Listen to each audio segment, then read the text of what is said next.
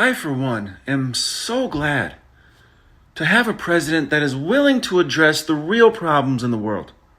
A peace president who wants to end the violence and put a stop to the genocide that is happening that no one is even willing to talk about. Well, Donald Trump is willing and able to talk about the genocide. Not the so-called genocide in Gaza or the supposed genocide in Sudan. No, I'm talking about the real genocide, the white genocide that is happening in South Africa and spreading all around the globe. That's why I'm so glad that Donald Trump, a real white president, confronted the president of South Africa about the white genocide that is happening right under his nose. And even though it may smell like bullshit, it's not. Not if you believe the white supremacist websites that Donald Trump and Elon Musk read on the daily and get all their fucking information from. They know the reality. They know the truth.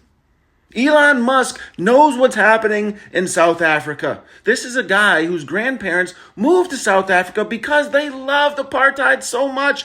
They wanted to be a part of it. You think that he would just make up some shit about white genocide? I don't think so. And just because Donald Trump, when confronting the president of South Africa, made up statistics and wild claims and showed pictures from a completely different country, doesn't mean it's not actually happening in South Africa, okay? It just doesn't look like the typical genocide. Just because tens of thousands of people aren't being massacred and forced off their land, like in Gaza and Sudan, doesn't mean it's not a real genocide. And just because white South Africans make up like 20% of the population but own about 80% of the land, doesn't mean they don't face severe discrimination. Yes, they have all of the same rights, but still, there's a white genocide going on. Did you even know that in South Africa, black people can hold public office? I mean, the president is black. That's white genocide. In South Africa, white people have to share public space with black people. They have to share public swimming pools with black people. That is white genocide. And that is why we had to fast track white South African refugees while we're denying refugees from all other countries in the world. Because these people need our help more than anyone else. And still, through all of that, on their chartered flight to America that the U.S. government paid for, they only got to watch one movie. And it wasn't even a Wes Anderson movie. It was the new woke Snow White. That's white genocide.